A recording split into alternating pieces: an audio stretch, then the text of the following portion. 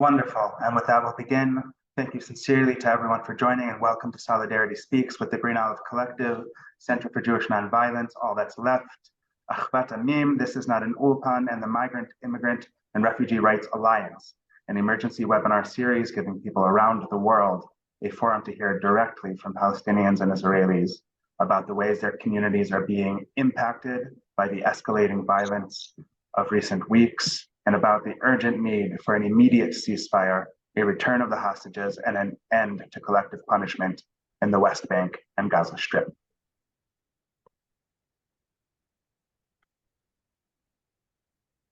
Today's event is an emergency fundraiser for communities in Area C of the occupied West Bank, defending their lands from military incursions, settler militias, and impending displacement. Life in the last weeks has become nearly impossible for Palestinian communities in Area C. They are experiencing dramatic escalations of settler violence, severe military lockdowns, and threats of forcible expulsion. Settlers have taken up arms given to them by Israeli state officials and are dressed in army uniforms, making it almost impossible to distinguish between settlers and soldiers. All aspects of life have effectively been shut down in these communities. Under this unlivable reality, many Palestinian families have already been forced to flee. We are joining together today to materially support these communities who are facing one of the largest potential expulsions of Palestinians since 1948. They need our solidarity now. They need our mutual aid. And this event is organized in support of the Emergency Solidarity Fundraiser launched by the Center for Jewish Nonviolence in direct coordination with the communities. Contribute now at the link I have just placed into the chat. My name is Erez Bleicher, and I'm the Communications and Membership Director of the Green Olive Collective, a binational advocacy, information, and tour guiding center committed to a democratic future and an end to the ongoing displacement of Palestinians. We provide communities around the world with insights into the apartheid policies of the occupation and the resources to engage in meaningful advocacy in solidarity with Palestinians. I will be co-hosting today's event with Claire Jordan, the International Organizing Director of the Center for Jewish Nonviolence, which works to strengthen and uplift a robust and connected movement of Palestinians, Israelis, and Jews from around the world committed to co-resistance and solidarity against Israeli occupation and apartheid. We're joining together weekly through this emergency webinar series as a global community of solidarity across checkpoints, barbed wire, closed military zones, and border walls. The occupation regime does all it can to fracture Palestinian society, to isolate them from each other and from the world, and contain them in physical and imaginative cantons whose borders cannot be breached. We intend these weekly gatherings as a breach of those borders, an expression of solidarity, empathy, and common cause against the limits of the dominant discourse set by Biden and Netanyahu.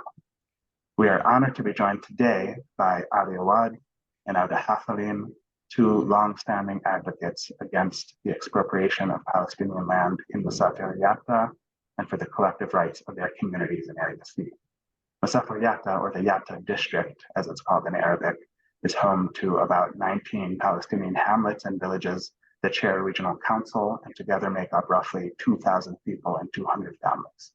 Auda and Ali will report on recent developments and speak about the role of solidarity in this urgent moment. Before I begin and ask Ali and Auda to introduce themselves, I just want to say that from this moment on, everyone is free to please send questions in the chat. If you could send them not to everyone in the chat, but in a direct message to me with the word question at the front, followed by colon or hyphen or some such, that would be great. And I can know to look for it and integrate it into the question and answer period at the end. And with that, I think I'll start with you, Ali. Thank you so much for joining us in this devastating time. We'd love for you to begin by introducing yourself and telling us more about yourself. What is your name? Where are you from? And where is your family from? And what kinds of work do you do as a resident and human rights defender in your community? You should be able to unmute.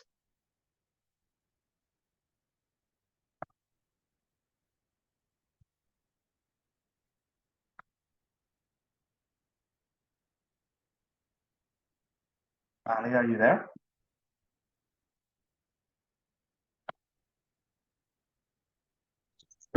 Yes, at the beginning there was not able to unmute myself, a decision by the host, but now I hope that everyone can hear me. Can you We hear can me hear well, you. Erez? Yes, we're able to hear you now.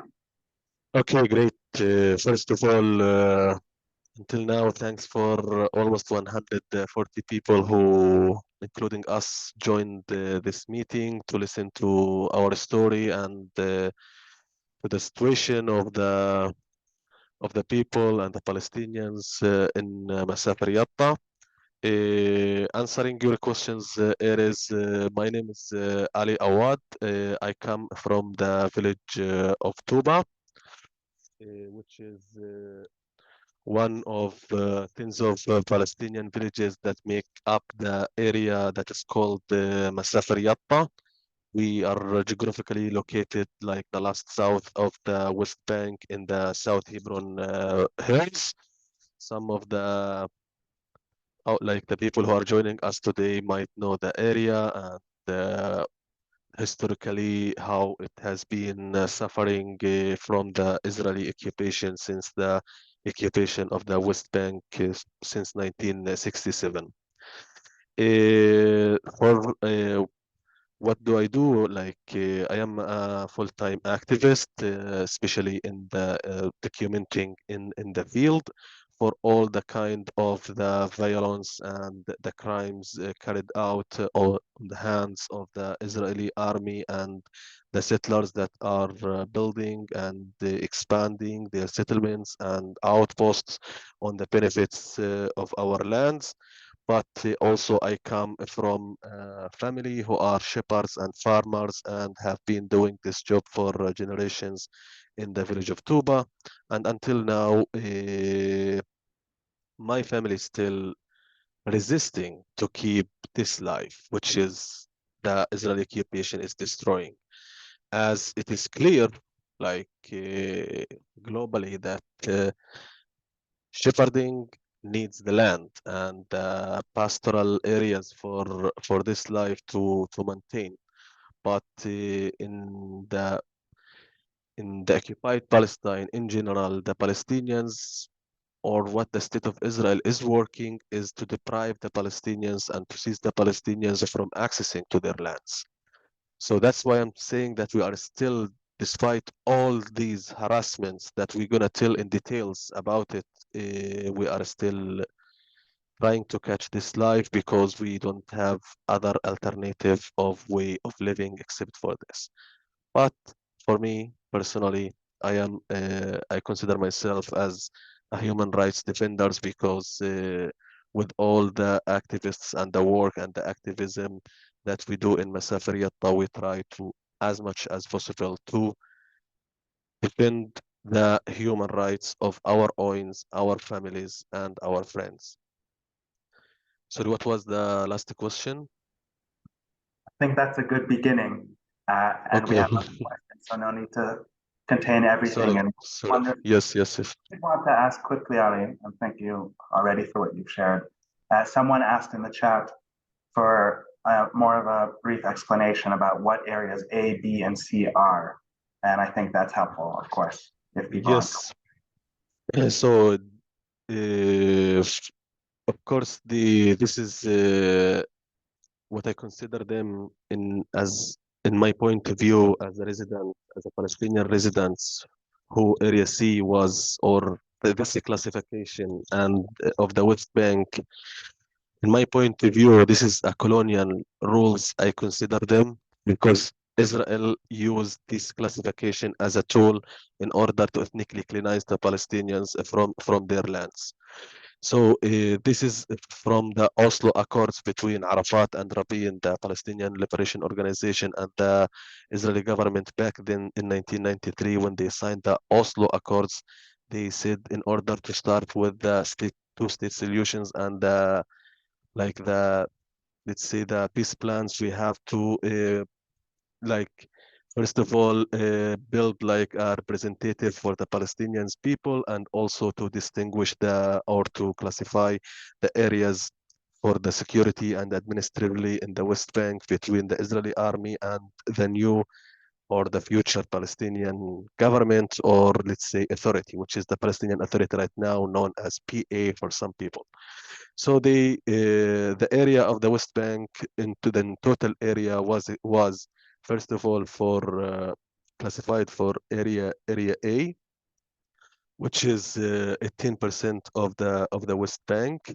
This is totally undertaken like the big cities, as the people know, Ramallah, maybe Nablus, some areas of Hebron and Bethlehem. They are totally under the the Palestinian Authority administrative and security control, and B, which is under the administratively, the infrastructure or the councils on the municipalities. They are all under the Palestinian Authority, but like the security also is under the Israeli authorities. Area C, it's total, which is make 60% of the West Bank. It's totally under the Israeli military control. The Palestinians, their lands and the structure, and also everything for their villages is under the Israeli military control in Area C, which is the 60% of the West Bank. And Israel took this power in Oslo over the 60%. It was chosen from the area that Israel already occupied or have built settlements on it from 1967 until 93. So they choose strategic areas to take control over them, to later using their law, which is from the office that is called the the civil administration, the Israeli civil administration, which is the branch of the Israeli military that control the lives of the Palestinians in this area. So to use to have the power to reject the more than 99 master plans and authorizations for the Palestinian villages, and deprive them from all the basic needs, infrastructures, networks of water and electricity, so that the Palestinians will flee from this area and replace them by the Israeli settlements and outposts, and supporting with all means for the Israeli settlements. I'm sorry if I'm taking so much time. No, there's too much to capture in a short amount of time. Extremely helpful. Thank you.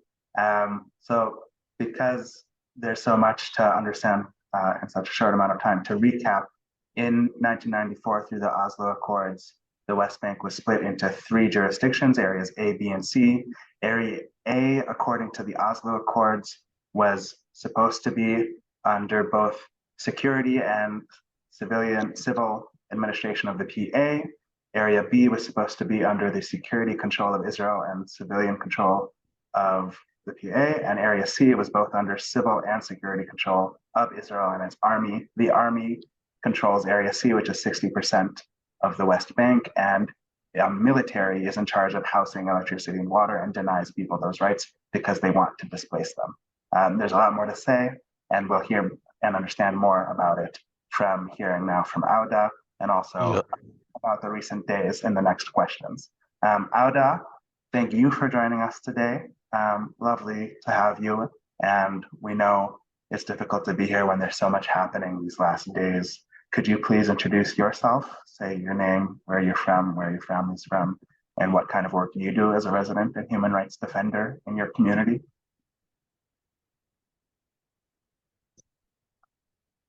So hi everyone, do you hear me well? Yes. Yeah, first of all, thanks for everyone who helped to organize this. It's really important and it's really needed. Second, I'm really happy because I recognized a lot of faces in the call, which I mean is really great. About myself, my name is Auda Hadalin. I'm from Al Khair village, and I'm a human rights activist, and also I'm an English teacher. Really what we were living here as I mean, some of you know, we as the people who are living here, we are, refugees, and we got transferred, then we came, we lived here. But all what we have passed through, years and years, all what we have passed through is totally different than this month. This month, it's like no one of us imagined that we will live a situation like this situation. I'm talking with you now, and I'm really sure that Ali is the same.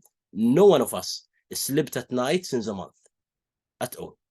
Now, like I'm talking to you friends, like while I'm in a room, like in one of the rooms here, that got raided, and like they just like turned everything, like upside down from here. So it's really unbelievable situation. As much as we can describe to you friends, you will not be able to imagine. Like a lot of fear, 24 hours, a lot of stress. You don't know what will happen and when. Like, just imagine that we are in a time that like people come to attack you, people come to kick you out from your home, from your house in the middle of the night, and you are not allowed even to ask a question. You are not allowed even to tell them like that you have children. Like, just imagine all of that. It's really different than before. It's really crazy, and there is a lot of stories which happened, like in my village, in all of Masafir Yadda. But like something about us here, that for the people who visited us, like Al Khair village, it's the closest village to any Israeli settlement in the area. So the distance between the settlement and the village in some places, it's less than 5 meters. So just imagine, like we look to them, they look to us, we see them, they see us. I mean, the last attack, for example, which happened here, it happened today, like around 4 p.m. Like the army raided the village again. Yeah, there is a lot to say. There is a lot of details also like to mention, and we wish, like that, like this will end really soon. But one thing, like I'm gonna say, because like it's related to, like activism and being, like a human right activist, like they are targeting also like anyone who's talking. Just like if you want to talk about what's happening, if you want to tell the world about the reality, you will be really targeted. So just imagine, I mean, like this, for example, like cool. We as a Palestinians, like we want to be here, we want to share with you, we want to tell you everything, because we believe that there are, I mean, like still humans in the world, and like all of them will stand and will say loudly, like, stop that. But just imagine, I mean, like if they know, for example, like about this call, like may that we will be arrested. Just imagine, like to which level we reach it. Even, like we got threatened that if we will get any activist, like internationals, Israelis, even like Palestinians, anyone who's from outside of the village, that this will be, like a real problem. And like exactly what they told us, that like you and the activist will be really in a big trouble. Yeah, that's really quickly, like about what's happening, about my like self, and like the situation, and like would love, I mean, like to share more also. Thank you, Auda. You mentioned raids, military raids. I think it'd be good for people to understand more about that means, but I think it relates to the next question from Claire. So I'll pass it to Claire now, and we'll expound more and explain more together about what that means to it. I know there have been raids in many of the last nights. Yeah, thank you for that. And first, I just want to echo Erez's sentiments and thank Ali and Auda so much for being here, especially with what Auda just said about how activists are being targeted and intimidated for speaking out. So and you're being pulled in a million different directions. So thank you. Thank you very much for being here. And Auda already started to get into this a bit. We've got some really important context laid out, and Auda started to get into this moment, and that's where we want this next question to take us. So the question is, what have you experienced and seen since October 7th in your community? How is this moment affecting life in your community? And what is different now than before? We have heard about settler militias armed by Israel's Security Minister Itamar Ben-Gvir, military lockdowns, live fire, and communities being forced to leave Area C. Please tell us about the conditions so we can bear witness and share with others around the world. And maybe we'll go in the same order as before, Ali and then Auda.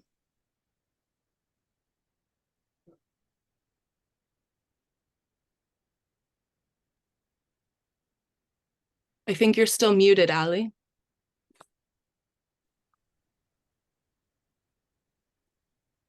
Okay. at least clear. Can you hear me? So that Yeah. everyone. Okay. First of all, like I hope that the time of everyone is not limited because what's happening is cannot like be told in 5 or 10 minutes. I mean, like the giving like the details for the people to understand what we are facing and how we are like living in Masafer Yatta and also in Palestine in general. But we're gonna speak about like Area C and Masafer Yatta tonight. It's unbelievable. So that's like first of all, like to differentiate like between the situation of how before October 7 and how it's today. First of all, I come from a village that's called Tuba, which is one of the 12 Palestinian villages that back in the 80s, like it has been like since I was born and more than 40 years since the beginning of the Israeli military occupation over the West Bank, we have been passing through colonial policies to leave our lands. Just 14 years or less than like 2 decades after the 1967, in the beginning of the 80s, our home, which is not just like our home, when I say not just Tuba, but the 12 villages, more than 35,000 dunums of lands, a home for thousands of people, tens of thousands of animals who are also making living on these fields were declared by Israel by the former Prime Minister Ariel Sharon, the so-called firing zone 918. So later to evacuate us from our homes. So since like the beginning, since like the beginning of the occupation, Israel is working into two terms. People have to understand this. And when I said also before, in Area C, Israel and Oslo took the administrative of the strategic areas that it's already built settlement on its in order to use its power in order to do one main thing, to destroy the Palestinian villages and to support the expansion and the building of the Israeli settlements. So it's clearly what's happening even before October 7 against us as Palestinians in Masafer Yatta. And also, I don't want just like to say Masafer Yatta because it's the whole area. The whole area is like in the occupied West Bank is suffering the same even before October 7, how many villages, like if people also in the US, like the Jewish Voice for Peace or also Center for Jewish Nonviolence and all the activist organizations in the US have been writing and documenting about every week at least, or every 2 weeks, there was totally an entire community in the occupied West Bank was erased from the map. And how many villages have been like erased? All this like the erasing and evacuating, forcing the people to leave their homes was happening by through like the force of the Israeli military by using like rules against the people. So then also themselves, like the Israeli military, will use this in an Israeli military court in order to say that they are illegally here and to flee them out of their villages. But since October 7, there was the whole authority that was controlling these communities just became settlers. And everyone have witnessed and saw Benegvir handing the rifles for random civilians, settlers from around the settlements in order to create what's called the security teams that will reserve like as the militias in the settlements. So I'm like gonna tell about like the stories that myself and my family and the people, my neighbors, Palestinians around me have been facing. So we are like, as I said, under threat of expulsion. The settlers knows that, and even before October 7, they were like continuing what Israel can do legally. The settlers were doing it with violence and by terrorizing the Palestinians in order to make their life or like unbearable, in order to make them hopeless to have or to maintain a life of having children and having a future in this land. So they were working into destroying every life mean, every life element that we tried to build in our land. and we that can support us staying in our homes. And frankly, by nobody watching them and by nobody giving any kind of meaningful protection for the Palestinians in the occupied West Bank, because who can do it? Like even before, the only thing that we can do is calling the police or the Israeli army who can like try to stop like the violence against us. But also my slogan, my proverb, as person that has been suffering from the beginning of this year by settlers attacking my water and my crops, the crops of my family and my family.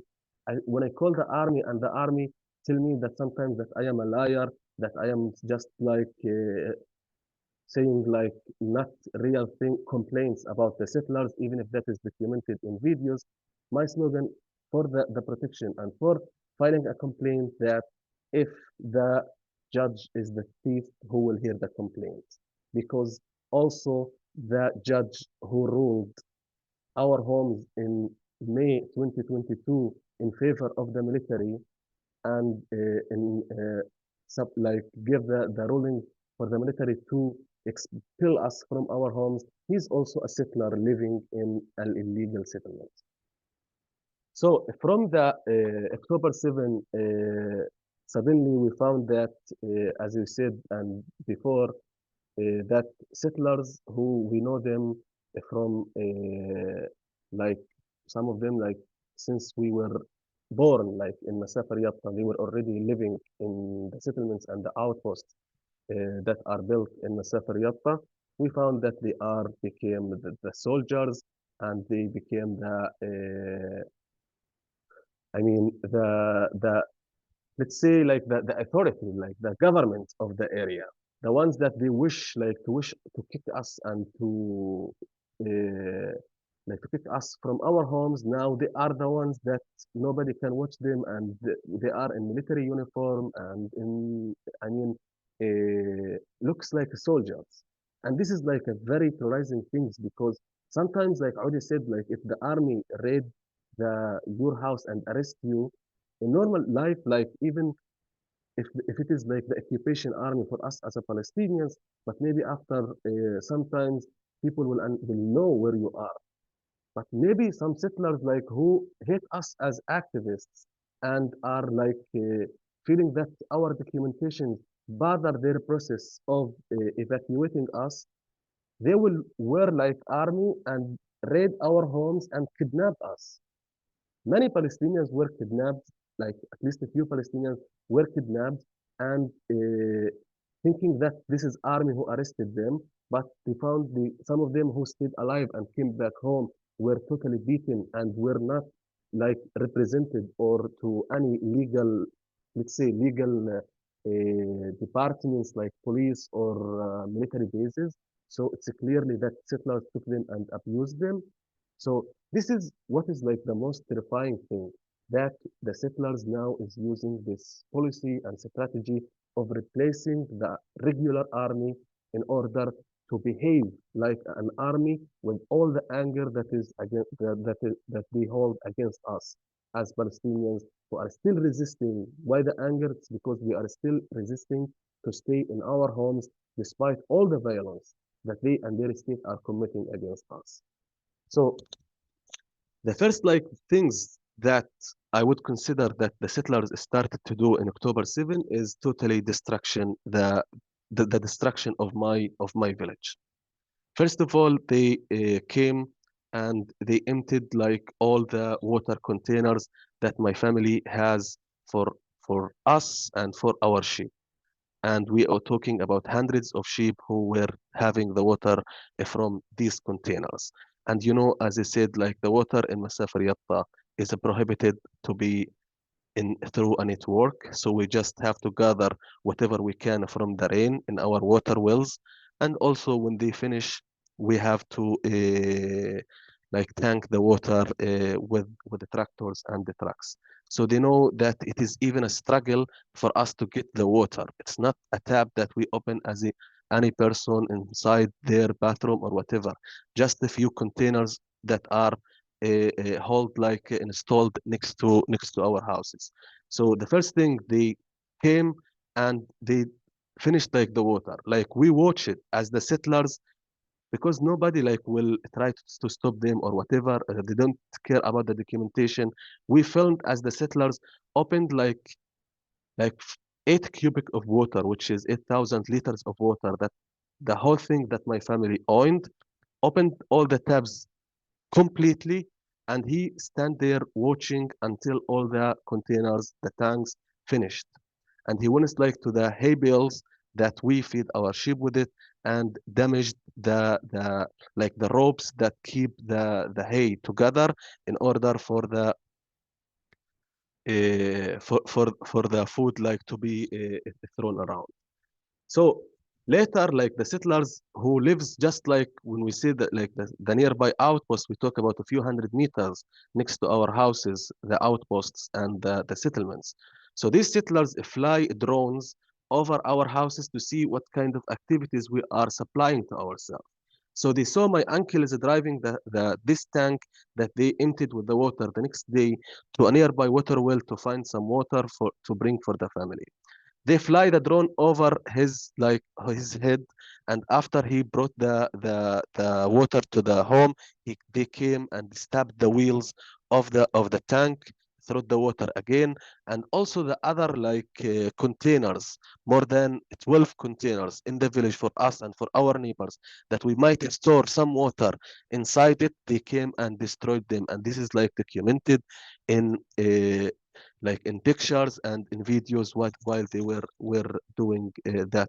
So beside that, like they came because in the after that, this is like the only thing that makes anybody like really they succeed like to, I mean, to evacuate like the families, because we, for example, there is my neighbor. She's a white woman that lives with her son and her daughter in a cave like next to my house, and she's in her late 60s, and she has almost like 35 sheep, and she cultivates the fields around her house and graze their sheep in these fields to make a living for her and for her children.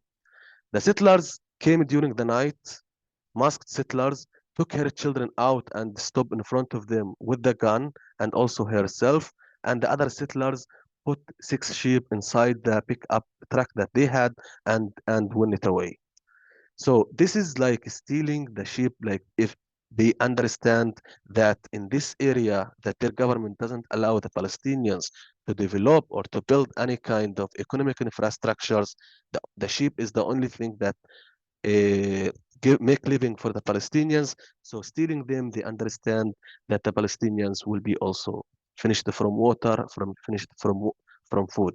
So this is like many stories I'm saying, but in general, what I want to say around this part of harassment that they have been doing against us is cutting the supplies of the basic needs of the Palestinians from the villages. And also the destroying like we have like for the electricity sources, we have the solar panels, a few panels, and that give us the energy, because we are also are not allowed to connect to the normal electricity. So they came and destroyed these solar panels and also the cable system that connect between from the center to the houses in the village. And also the one thing that this is like that I want to end with this story because I don't want to take so much time, and also Odi has something to say about his own community. But I want to say like the last thing about sorry, getting so much notification from the WhatsApp groups. But anyway, uh, yeah, I have like my cousin who is mentally ill. I mean, also he has different kind of disabilities in his senses, like he can't speak well, and he's also suffering from not hearing well. Uh, he was just like walking from Tuba, like less 1 kilometers in an opposite hill. Actually, it's away from the outpost of Khabat Ma'on, which is one of the outposts that has been built in our land and nearby my home. and he was observed like by the settlers that lives in this outpost. Once they saw him, they chased him and they were shooting at him directly. Like he was telling me, like in signs that I understand, that the bullets were reaching around his foot. And from there, he continued like to run to another nearby village. Meanwhile, the settlers were chasing him with a drone, also with the quad, and some people like on foot, until he arrived in another Palestinian village, which is just a few kilometers away from our home in Tuba, and he entered inside a friend house there. The settlers saw him when he entered inside the house. They entered and followed him, and like grabbed him from inside the house, and took him outside. Like a group of settlers with the knife, they cut his clothes entirely, totally. And like the people from the village told that they cut all his clothes with the knife, and they got a rope from the ATV and the quads that they had, and they tied him, and until after 1 hour they were standing on his head and on his back, and he's mentally ill. Like he's I mean in his like early 20s, and also he is his body is not that strong or normal. Like when I wanted to meet him after he was detained by the military, I saw like the signs and of the settlers' shoes in his back, and while they were standing on his head from the other side, under his head the stone, you can see that his face is totally smashed. So after he was 1 hour like abused by the settlers with all like the way of an attempt of killing him, the army arrived at the settlers, while the settlers cutting his clothes, tying him with a rope, and just arrested him and left the settlers inside the village and went away. And from 11 a.m. until the second day at 2 a.m., he was in the same what the settlers did to him, tied with a rope, naked, inside the military base, without giving him even a water. And at 2 a.m. they throw him next to the bypass road at the entrance of Yatta, and he luckily uh, managed to find another Palestinian who gave him the phone to call his father, and I rushed to him, and the moment that I saw him, he actually needed an ambulance. So I used my car to be an ambulance and rushed him directly to the hospital for the radiologist and the injection and the treatment that is needed. So you can see that even while we are like also like the shooting that happened against the people who were praying in the Friday second week of in the village of Atwani, you see how, if you can imagine how that why we are still alive until now, it's just a decision by the settlers. It's not because a frightening from accountability. There is no accountability for the settlers killing Palestinians.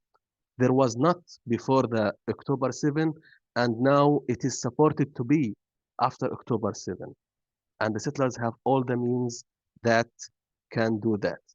The settler who's like came from the direction of Khavat Ma'on and wanted to open the fire against the people who were praying in the village of Itwani mosque. He was not frightened from anything to hide his identity from shooting and killing a person. He just came without a mask and shot, and the soldier was standing next to him. B'Tselem videos showing that the soldier was backing him when he was attacking people, shot the Zakaria in his belly, and left the village. So this is what kind of thing that we are talking, and situation that the Palestinians are facing in the West Bank. Like Gaza people are something, and also the Palestinians from the West Bank also are facing in their daily life the settlers' aggression and the settler violence. And it is also for us to go to the city from Masafar Yatta to Yatta just to buy medicine for our grandparents or our parents or food or whatever. It's a struggle that you have to say goodbye to your family to go to do shopping because you are not if you will go back alive or whatever. And thank you. I don't hope that is okay until now. No, thank you for sharing, Ali. Those are obviously truly horrific, painful stories. And I can't imagine that they're easy for you to retell and relive. So thank you for sharing. I'm going to pass it to Auda. And I'm sure there's obviously much more to say, but if we can keep it to a few minutes so that we can make sure to get to our last question. Do you want me to repeat the question, Auda? Yeah, yes, please. Yes. What have you experienced and seen since October 7th in your community? How is this moment affecting life in your community? What is different now than before? We've heard about settler militias armed by Israel's security minister, Itamar Ben-Gvir, military lockdowns, live fire, and communities being forced to leave Area C. Please tell us about the conditions so we can bear witness and share with others around the world. Yeah, you know, like honestly, like when I get a question like this in this time, you know, like all the time try to just like explain the people like in a good way that they will understand exactly. They will imagine. But believe me, it's really hard because like as I wrote, you know, like no one is okay, no one is okay, no one is okay at all. So just imagine that like since you know like 7th of October and since you know like what happened anyway, you know like I'm saying it loudly, you know like what we have faced, you know like it's really crazy in like in a way or another. And I'm not gonna you know like take a lot of time. I'm gonna just like mention like a few stories. As the people who are living in Khair, like we are just as I mentioned before, like a few meters before like next to the settlement, or like we are here before them, they are a few meters next to us. So what happened? Just imagine while you are you know like even though like we lived the home demolition, we lived like we lived you know like arresting, we were not allowed to get water, we were not allowed to get also like electricity, and even like our houses is really you know like just like tents and you know like small simple houses because like everything is really crazy. Even all of that just like because of, before the war. And also before the war we lost people, we lost our leader, we lost our hero, we lost the man who taught us everything, we lost the man who you know like taught us what's the meaning of steadfastness. We lost all of that, everything just like before the war. So just imagine like despite all of that, despite all of what you have faced, and despite that you just like put all of your personal dreams aside and you work for your village dreams since like years and years, and since the time you were born. Even the name which you carry, it's also really connected, I mean like to the Palestinian issue. And you have you know like a mom and the mom's family, they got transferred in 1948. It's really connected, all of that. So what I'm saying that we the Palestinians, especially here in Khair, what we were facing before also like 7th of October is something that no one can live with. But we the Palestinians are really strong, honestly. And then what happened? 7th of October, it really arrived to the worst. So as I said, you know, like people who are around you, anyone try to attack you, it's like they are in a competition. Everyone want to prove to the others that I can attack these people. Like all of them just like attacking us, the Palestinians. First of all, they prevented the Palestinians, they prevented us, the people of Khair, from going anywhere at all. You know, like we are just like in the village, and they separated also like the village from you know like the other villages. Our shepherds, they cannot go everywhere. Literally, they cannot go everywhere. Even you know like a few meters, just like you know like down of the street, they cannot go. We cannot reach you know like our greenhouse, which is you know like in the village, in the middle of the village, but we cannot go. They prevented us to go. They threatened the people that if they will go, they will be really you know like punished. They also like threatened us that we will not get you know like to our fields, which also like in the village. And also sorry, like they film the people every night, you know, like, and at least 3 or 4 times by a big drones, which they have, you know, like a big and a strong light. So they film everything, they check everything, and like then they started to attack the people. So for example, you know, like one of the attacks which happened here, that we got an attack from 3, you know, like soldiers. Anyway, now there is no settlers. Now there is no settlers. Now all of the settlers became an army, you know, or like this is how they pretend. So like all of them wear, you know, like a settler's uniform, and you know, like carrying the guns, and they have the cars, and they attack everyone they want.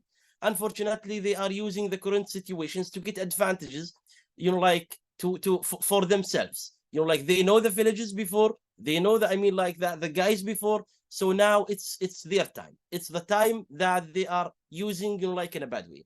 So three soldiers attacked the people, and just imagine, while you are sitting with your family after having a dinner with like all of the family, that, you know, like 3 people buy their guns, enter your house, and started to get all of the guys, put them in one place, and they were saying, you know, like a lot of bad words to them, and they are taking all of their phones, checking everything in their phones, and if there is anything, any picture which they don't like, immediately like they smash your phone, and if you refuse to open your phone, to unlock your phone, they immediately will take your phone.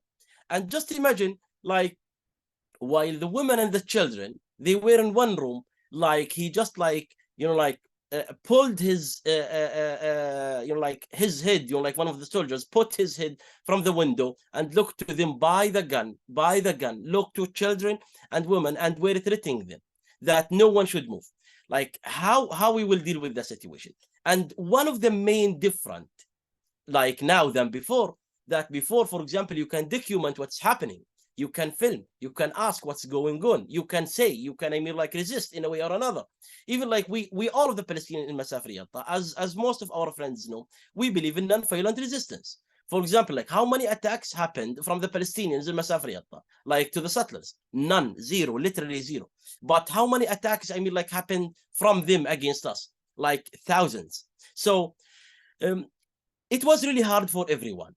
It was really hard for everyone that night, and we were praying that like they came tonight and they will not continue. Then in the same night, in the same hour, they continued also like to another tent in Khair village, and they found, you know, like the guys there were sitting there. And just imagine, they were, you know, like after attacking them, anyway, they attacked people, you know, like in both of the places. But just imagine, they were threatening them that if they will not put Israeli flags over their houses tomorrow, that they will be killed and they will be expelled. Just imagine, like in which level, you know, like where did we arrive here? And also, like, we were writing about that, we shared a lot about that, and they didn't, you know, like come on the next night as they said. But then, you know, like a few days ago, while we were sleeping, you know, like now, you know, like if we get any message, you know, like any message, I'm not gonna say a phone call, any message, you know, like all of us will start shaking, because we know like it's crazy. So we were sleeping, and we really got a message from one of the guys here in the village, that he told us like 49, like around 49 soldiers, they are in the middle of the village. You know, like once he said soldiers, for me, you know, like it's really important to be with my family, you know, like my 2 young babies, and, you know, like my 2 children and my wife, and also like my mom. It's really important to be with them. So I remember, you know, like they came here exactly to this room where I'm speaking to your friends, and they turned everything, you know, like here upside down, as they were really crazy. And then and this is, you know, like what I really, you know, like want you guys to imagine. Then they went, you know, like to my house, which is, I mean, like less than 5 meters from this room. First of all, they took me, they checked everything, you know, like, and they forced me to stay, you know, like outside. And then they were like running toward one of the rooms. So, you know, like I understand Hebrew, but I don't speak Hebrew. So I started to tell them in English, listen, like, if you want to check the house, like, we'll let you check the house, but remember, like, there are 2 children inside, and they should not, like, you should not wake them up. And also, like, you have a dog, and my wife, if she will see the dog in this situation, she will just like freak out as usual, and the dogs should not see the children should not see the dog. They were just telling me, like, shut up, sit down, like just like these words. And then, like they entered one of the rooms, like the room which is empty, and like they started to check everything inside, and they were like looking to everyone, and so I decided that I'm gonna stay silent, because there is no way to talk with them now, because if you will talk, you will be really punished in front of your family, which is really the worst, because like we have enough psychological problems, we have really enough, we really got tired from all of that. So we'll try to be peaceful as much as we can, so they will not, like attacking you more and more. So then what happened, he told me, like in English, that you should go to wake your wife, you wake your wife up and your children, and they have to move from here. Then like I told him, but it's really hard now if I will wake the children, and if the children will see you, like a lot of soldiers who are armed, like against just like one guy and one woman and two young children, and they will see a dog, like I will lose them. I will lose them, literally. My son will not speak anymore. So then, like I asked him that, just like give me time, like just to carry them in like a peaceful way, in a quiet way, so they will not wake up. So I started, like to carry my old son, which like he's 3 years old, and also like my wife carried, like the second one. On our way, like from this room to this room, like they were going, the soldiers, they were going, like to the room to check it, and they were going by the dog, which like my wife, once she saw that, she just, like fell down with the child. And it was really unbelievable, like people attacking you, attacking your family. You are not allowed even to say anything. Then, like I shouted to them in English that it's not, it's not fair, and it's really a big oppression what you are doing, and just like stop that until we move the children, and then if you want to burn the house, burn it. But there are humans who are inside. Then he like started to shout, like shut up, and a lot of bad words. So then we took that, we succeeded to take the family to the room, which they have checked before. They went to my bedroom. They were checking my bedroom by their, like also like with their dog, for 16 minutes. 16 minutes. Everything. Literally, they checked everything. And after that, while they are checking my house, I got the news that one of my brothers got arrested in the same time. And in the same time, I heard my mom is shouting. And in the same time, I started to think about the other people in the village. Like this is just like one story. Just like imagine all of that. Like you are living the situation, and everything is happening, like to us. Just imagine, put yourself like in our place, and just think about it. It's really crazy. And in the same time, like at the end of the night, we like succeeded, alhamdulillah, to steadfast in front of that. And like they left after they just like terrorize everyone. And like it took us like a lot of time, even like just to be awake from what happened.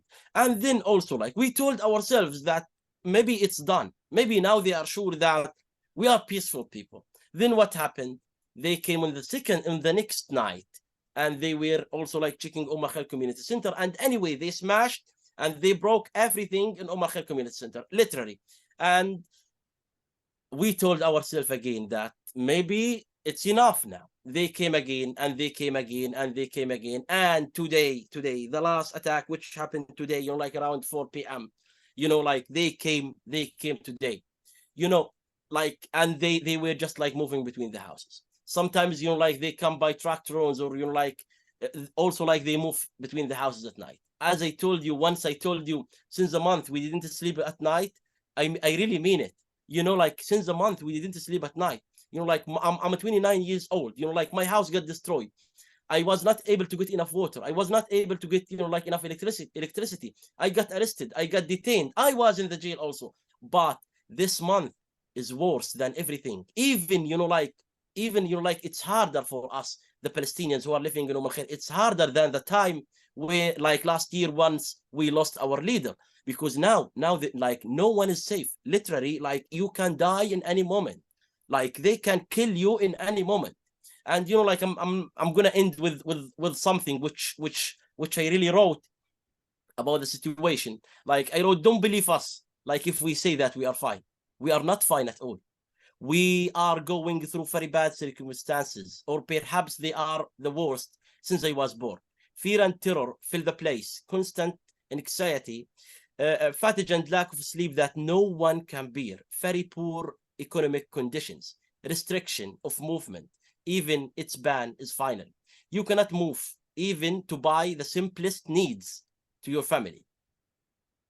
There is a gloomy atmosphere and a state of great sadness. There is no taste for food, drink, or life as a whole. Constant stress. Our hearts tremble with any message or phone call. We are suffering and suffering greatly, and we are not okay. We are not okay. We are not okay. And friends everywhere, you know, like there is a lot of people, you know, like now who are in solidarity with the Palestinians. First of all, you know, like it's the time. It's the time. It's really the time. I mean, like what's happening in Gaza, it's like unbelievable genocide. But also remember that what's happening in the West Bank, you know, like it's a genocide, but by a totally different way. It's just like step by step, you know, like attack by attack. You know, like it's crazy here. It's really crazy. As I mentioned, you know, like I hope, like we as I mentioned, you know, like we the Palestinians, we faced a lot of different things, but you know, like we are really strong, and I believe that we are really strong because we didn't give up at all. I mean, we were seeing everything anyone can imagine. Houses got burned, people got killed, people got injured. I mean, we didn't give up. But the point and the question is why we didn't give up. We didn't give up because we believe as a human. And now, just like forgive that I'm a Palestinian, listen to me as a human. We believe that we as a humans, we should get our rights. I'm not going to ask about all of our rights. No, I want to be safe. I really want to be safe. You know, like before the war, I was asking to get our main rights, which is water, electricity, and you know, like a shelter. But now, you know, like I really want to be safe. I really want to be safe. We didn't give up also because we believe that, you know, like there are people who are like you, friends, everywhere, that like there's a time that all of them will stand, and they have already started, stand and shout to stop what's happening. We believe that one day we will get our justice. We spent years asking about justice and seeking about justice, but you know, like we believe that one day we will get it. But our prayers that we will live until that day. And thank you for listening. Yeah. Thank you, Auda. Thank you. And I'm seeing lots of messages of solidarity, and there's one in particular that I'd like to read. Thanks to Auda and Ali for sharing their experiences and insights about these horrific. Oh no, I'm sorry. I meant to read. Thank you so much to Ali and Auda for sharing the truth and the power of these stories. These are atrocities, and everyone here right now will go on to pass these stories standing in Samud. Yeah, I'm grateful for you sharing these stories and for being able to bear witness. And one of the calls and one of the asks is to amplify these stories, to share them on. And now I just want to say at CJNV, we talk a lot about co-resistance and solidarity, about Jewish activists joining Palestinian farmers during olive harvest and shepherding season so that these communities can remain steadfastly on their land. Another crucial act of co-resistance and solidarity is mutual aid, making sure these communities have the resources they need to remain on their land. And as we've just heard from Ali and Auda, violent settler militias supported by the state are doing everything they can to make sure that is not possible. That is why CJNV started this fundraiser and why we believe it is so important. So please give any amount that you are able to, $5, $10, $100, it's all meaningful. We're going to take the next 5 minutes to do just that while we listen to some music. The donation link will be put in the chat box again, as it has been throughout the webinar. And I'm asking you to please pass along to 5 new people and share in the chat box who you'll be forwarding this fundraiser to and who you'll be sharing what we just heard from Auda and Ali with.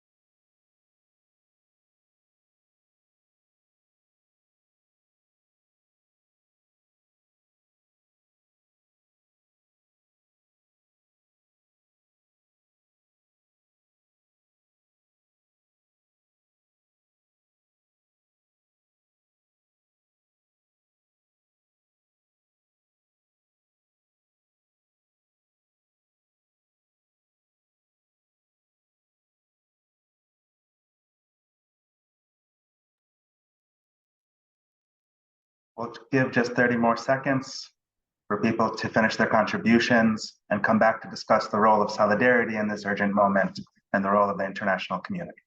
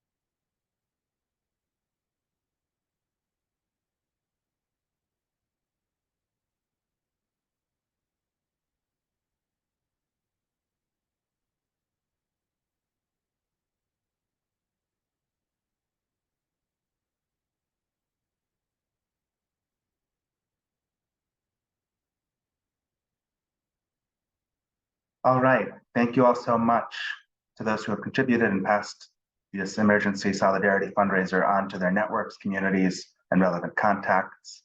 And we're going to return now with Auda and Ali for one last question and to hear their final thoughts and close out the evening from there, or day, depending on where you are in the world.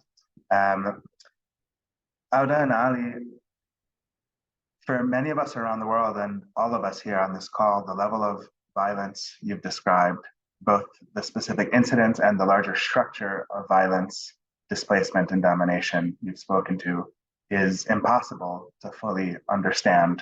And after hearing your testimonies and your experiences these last days, I know and have seen in the chat many people asking, how can the world community be in solidarity right now with Palestinians, with Mustafa Yatta, with your communities? So I want to ask you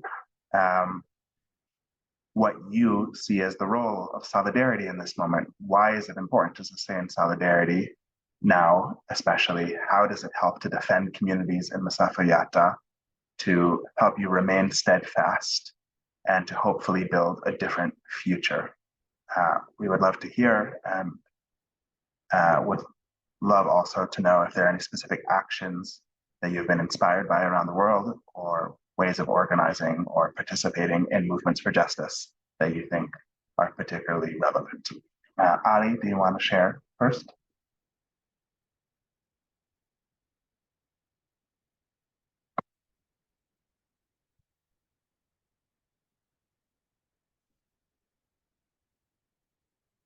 Ali, are you there?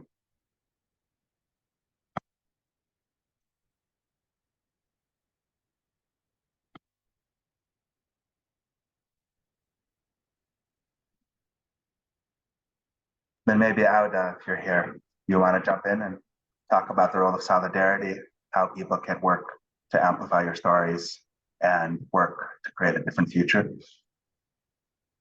Yeah, it's really good that you started with me because I have to go, honestly. So, yeah. Anyway, I mean, solidarity is something which means a lot for us. Solidarity, it's like one of the things which, you know, like we still alive, because solidarity means a lot of different things. First of all, you know, like through my experience, you know, like as one of the residents in Al Khair, the hardest feeling ever, like when you feel that you are not alone, when you get, you know, like attacked while, you know, like you feel that you are alone, the people loved you. So first of all, I mean, like the first thing that, you know, like it's really important kind of solidarity, that, you know, like be in touch with the people, ask about them, you know, like hear from them, let them, I mean, like let them talk, let them express, I mean, like what's happening. And also like share what they tell you, share what they tell you. I mean, it's really important once we hear that our voices got heard, and also like because we talk that people started to move, because now like the Palestinian like faced a lot, faced a lot. Before we were like hating not only against the authorities, we were against like even the people themselves. But we reached the moment that we understood that the people can change. Even like we believed in that in our village, and like we succeeded in that. So every one of us can change, every one of us can do something, like even writing a post, sharing like a post is really helping. Telling people like about what's happening, educate people is really helping. And to be honest, like one of the things which I really liked lately, once I started to see that there is a lot of protests like in the West, and like in the States, which means a lot, which means that the government doesn't and don't represent, I mean, like the people there in what they are doing, which means that like our voices got really heard, and the people started, I mean, like to act toward justice, which means a lot of good things for us as the Palestinians. And also, like there is a lot of ways to be in solidarity on the ground here. It's better that not, I mean, like to talk about them for now, but like for all of our friends who are abroad, as I told you, like anything, don't think that something simple. Nothing is simple. I mean, everything you do, like as small as it is, it can make change. It can make someone like get hope. It can make someone feel, I mean, like optimistic. It can like make someone tell his family that, yeah, like there are thousands of people who started to, I mean, like act because of what's happening. Be with the people. Don't leave them alone in this hard. Because I personally believe that we all are humans. We all are humans, and we all should be free. But no one will be free until all of us are free. So let us all, like all the time imagine the situation, imagine how the life look like here, imagine the children, imagine even like everyone, literally everyone here, and start to act as much as we can in a way or another. And yeah, like that's it in general. And because I have to go, thanks a lot for coming, I mean, for organizing this call, for everyone who joined. And please, friends, don't I mean, make it just like a call. No, like I talked to you, we explained you, and we know that I know that you will just like spread what we talked about. You will tell the people about what's happening. You will tell everyone, like your family, your community, I mean, like your friends, everyone. And just start to act. Every one of us start to act, because we are going toward a big disaster. I mean, since what happened the last month, we are going from wars to the worst, from wars to the worst. But now, like if the situation will continue by this way, there is something big will happen for all of us, for not only for the Palestinians, for everyone, because it's really crazy. People are dying everywhere, people are getting killed. And like, let us all pray that this will finish in a way or another. Thank you, everyone. I have to go. Inshallah, everyone will be safe. Thank you, Arab. Be safe today and the next days, along with everyone in Masafiyata and everywhere else. And there's no better way to finish than saying that no one is free until everyone is free. See you soon. Ali, if you're there and also want to share final thoughts about the role of solidarity in this moment, and how it helps defend the communities and your steadfastness, we would love to hear. Are you there? Yes, I'm here. Actually, before I was trying to unmute myself, but Zoom is I always. understand. I'm glad to finish with your thoughts. Okay. So first of all, no one of us free until we are all free.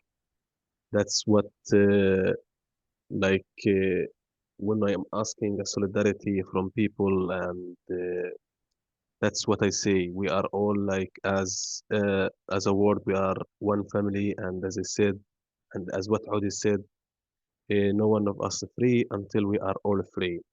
The like the ways of showing solidarity can be, as Audi said, either by being on the ground with the Palestinians, which is actually the international solidarity was also complicated during the war because the all the situation and the pressure was just in the hand of the settlers, so they are being violating everyone, any kind of activists that is in solidarity on the ground with the Palestinians.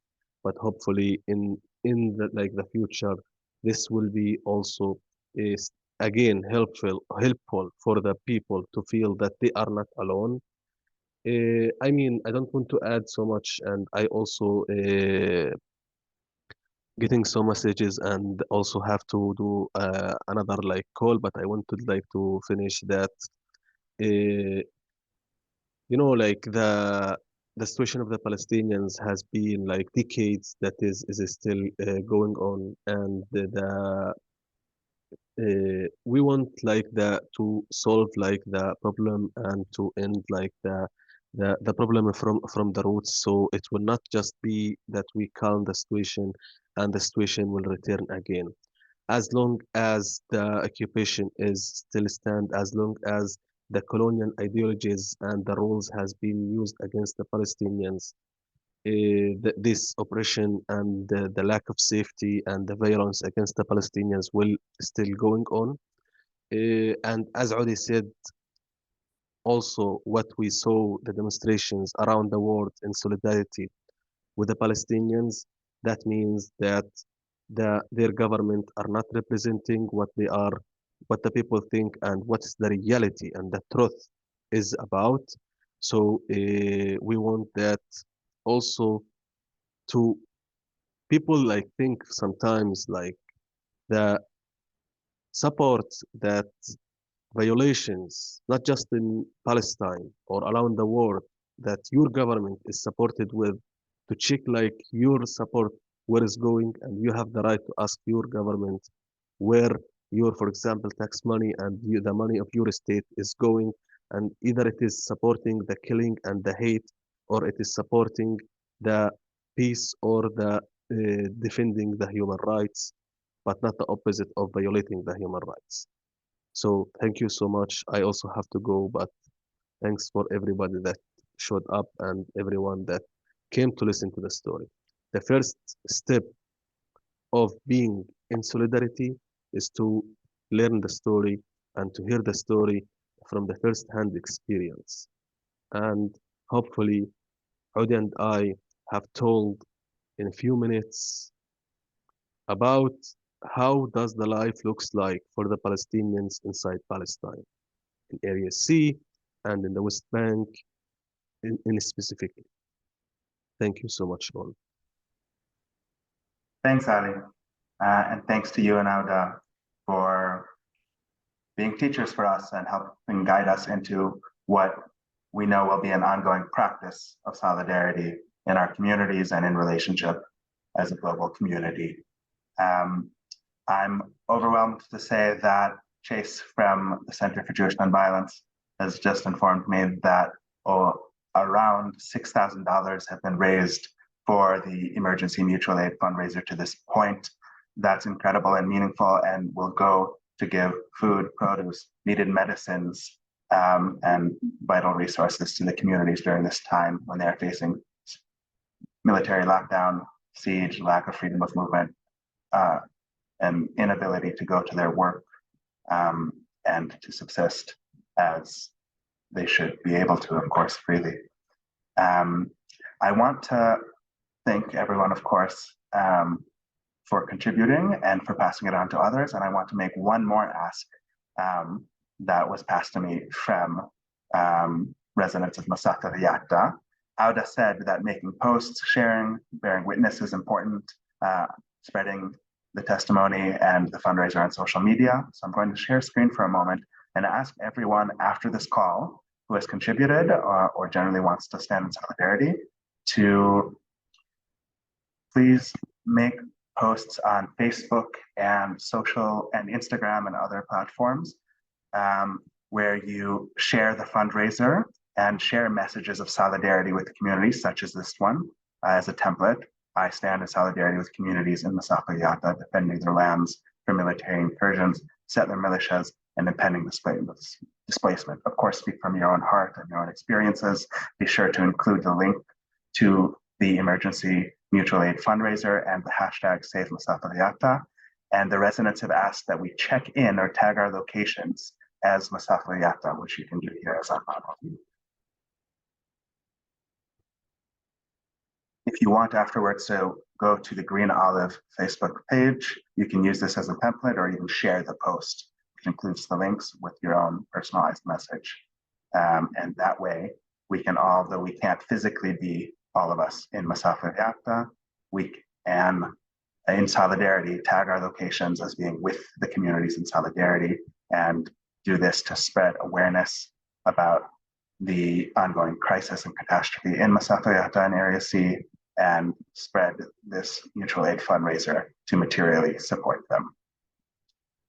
And with that,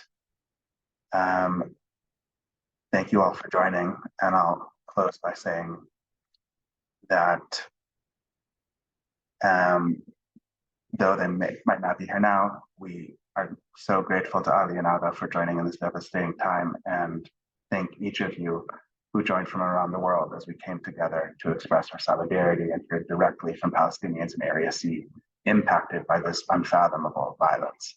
Following our conversation today, each of you has a relationship to Ali, has a relationship to Auda, and a relationship to the communities of Area C. We hope you will take what you heard as a charge towards action in a moment in which we as an international community must bear witness and do everything we can to demand an immediate ceasefire. Now is the time, as Adi and Auda said, to write to your elected officials, sign petitions, demonstrate, attend town halls, disrupt meetings, act in civil disobedience, share what you learned today with your peers, and do all we can to amplify the voices of Palestinians facing imminent displacement and censure. We stand with all those calling not for reprisal, but a just and lasting peace and an end to the occupation. We invite you to join us again this Sunday, November 12th at 1 p.m. ET for our next webinar of Solidarity Speaks, where we'll be joined by Ahmed Mouna of the Educational Bookshop and Izzaldin Bukhari of Sacred Cuisine to speak with us about the ways Palestinian Jerusalemites and cultural workers are being impacted also by the escalating violence. Our thoughts are with all of you around the world, especially with our friends in Area C and Gaza, bearing the brunt of state violence. We hope everyone here has good and peaceful days, and we send all of our love and solidarity to the protesters around the world calling for de-escalation and ceasefire. We will send a recording of this event and other resources tomorrow, and we will see you all soon and hopefully this coming Sunday. Much thanks and have good days, everyone.